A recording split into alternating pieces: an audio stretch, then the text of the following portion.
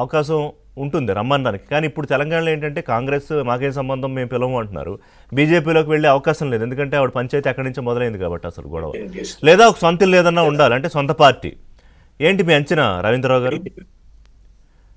ఓ ఎవరైనా మాట్లాడినా ఆ సత్యం గారు చెప్పింది కూడా నేను విన్నా. వారి విశ్లేషణలో అన్ని ఏకీభవించలేను కానీ ఓకే, అప్పుడు సస్పెండ్ ఎందుకు చేస్తే బాగుండేది అని. అంటే బీజేపీ ఒక ప్రతిపక్ష పార్టీలని దేశంలో సమూలంగా నిర్మూలించే భాగంగా ఈ కేసు పెట్టిన జగమైన సత్యం. కేజ్రీవాల్ కానీ ఇళ్ళ కానీ లిక్కర్ కేసు ఏంది, దాంట్లో రికవరీ ఏంది, ఈడీ ఏంది, మనీ ట్రాన్సాక్షన్ ఏం జరిగింది, అది అక్రమ కేసు. దానికి సంబంధించి మేము నిర్ణయం తీసుకోవడానికి అవకాశం లేదు. ఇచ్చినమంటే ఆమె నేరం చేసినట్టే. ఇది భవిష్యత్తులో ప్రూవ్ అవ్వడానికి 1% కూడా అవకాశం లేని కేసు అని. That's okay. కానీ ఇందాక మీరు అన్నారు లిక్కర్ కేసు వల్ల 8 సీట్లు, అంతకుముందున్న 16 సీట్ల నుంచి ఒక్క సీటు కూడా రాకుండా, లోక్సభలో ఒక్క సీటు కూడా రాకుండా అయిపోయిందని. సో అది కాదు నా పాయింట్. ఏంటంటే కాదు, ఇవాళ కవిత గారు వెళ్ళడానికి ఏ పార్టీ లేదు. ఇప్పుడు బీఆర్ఎస్ అయిపోయింది ఆ ప్రస్థానం. సో కేసీఆర్ గారు ఫోటో పెట్టుకుని తను ఒక సొంత ప్రయాణం మొదలు పెట్టాలి. దాని ఇంపాక్ట్ ఎలా ఉంటుంది అనేది. కేసీఆర్ గారి ఫోటో పెట్టుకొని పోయేంత ప్రయత్నం చేస్తారని నేను అనుకోను. అదే జరుగుతుంది ఖచ్చితంగా. ఇక అంతకు మించిన ఇది చేయలేని చేతగాని తనం ఇంకోట్లేదు.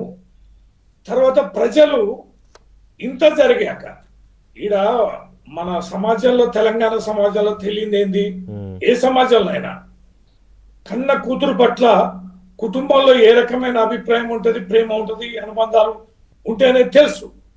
కానీ ఇంతటి విపత్కరమైన పరిస్థితుల్లో కన్న కూతురు సృష్టించిన ఈ వివాదం ఏదైతుందో, ఈ సమస్య ఏదైతుందో, ఏ సమాజం కూడా అంటే సానుభూతి ఉండదా? ఇప్పుడు కవిత తను ఒంటరి చేసి పార్టీ నుంచి పంపించేశారు అనే సానుభూతి ఉండదా?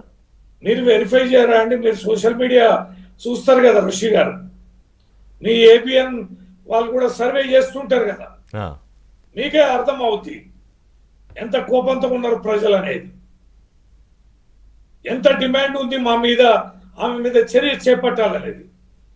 ఎంత మదనం పడి, ఎంతగా చర్చించి ఒక కన్న కూతురు బంధాన్ని తెంచుకోవాలంటే ఎంత ఇబ్బందికరం. పార్టీ కోసం, ప్రజల కోసం మహోన్నతమైన నాయకుడు కేసీఆర్ గారు, విపరీతమైన హ్యుమానిటీ కలిగిన వ్యక్తిత్వం ఆయనే. కుటుంబ వాతావరణం, పిల్లలు, మనవళ్ళు, బంధువులు, స్నేహితులు, పార్టీ, కేడర్, ఒక మూర్తిమత్వం అయింది. ఆయన ఇంత కఠినమైన నిర్ణయం తీసుకున్నారంటే ఎంత ఇబ్బందికరంగా. ఇప్పుడు ఆస్పిరేషన్స్, అందరి ఆస్పిరేషన్స్ ఆయన కాపాడలేడు. ఆయన క్లియర్గా కొడుకు ఆస్పిరేషన్ కాపాడడానికి నిర్ణయం తీసుకున్నారు. ఇష్టం ఉంటే అల్లుడు ఉంటాడు, లేకపోతే లేదు. సో కూతురు కూడా అదే ఆస్పిరేషన్ ఉండేటప్పటికి ఆయనకి ఇబ్బంది వచ్చింది.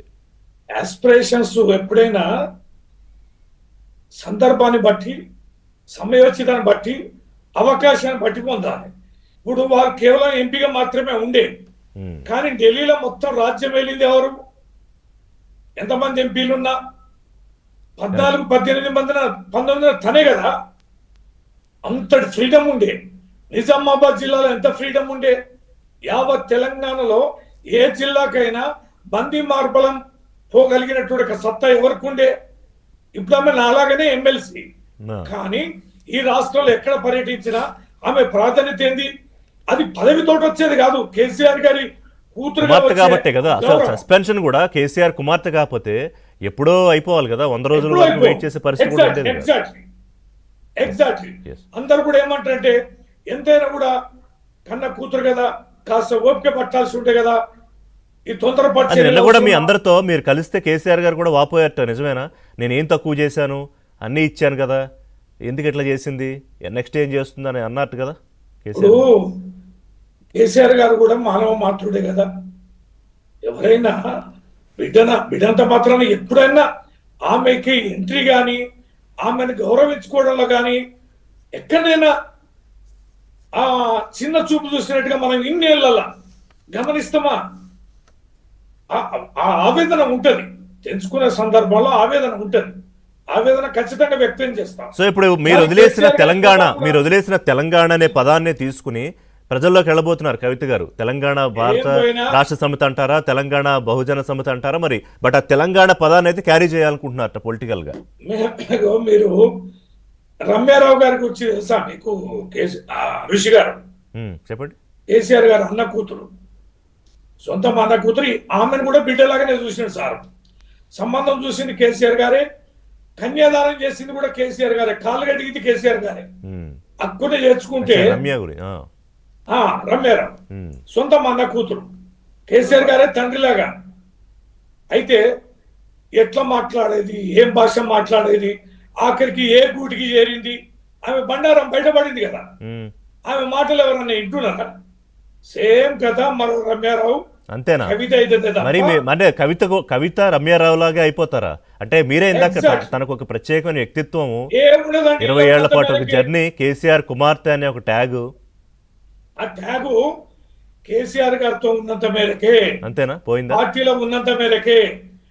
తండ్రిని విభేదించి ఇంతటి విపత్కర పరిస్థితులు, ఇంత దుర్మార్గంగా వ్యవహరించిన తనకి ఏం ఆదరణ ఉండదు. మీరు చూస్తున్నారు కదా కొద్ది కాలం నుంచి ఆమె నిజామాబాదు ఏకఛత్రాధిపత్యం ఆ జిల్లాల రైట్. ఒక్క నాయకుడు ఉన్నాడా?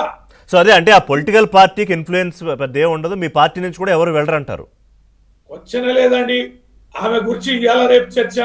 అది కూడా ఏం దొరికినా ఈ కమిషన్, ఈ కథ, ఈ సిబిఐ హీట్ ఉన్న పొలిటికల్ హీట్ ఉన్న సందర్భంలో తను మాట్లాడింది కాబట్టి అంతే. దానికి యాడ్ చేసి మీ టీవీలలో విపరీతంగా చర్చలు పెట్టి మీడియా ప్రాధాన్యత ఇచ్చి 3-4 రోజులు కథ నడుస్తుంది. మాజీ ముఖ్యమంత్రి బీఆర్ఎస్ పార్టీ అధినేత కుమార్తె తండ్రిని ధిక్కరించి పార్టీని సస్పెండ్ అయితే అఫ్ కోర్స్ చర్చ ఉంటుంది కదా రవీంద్రరావు గారు.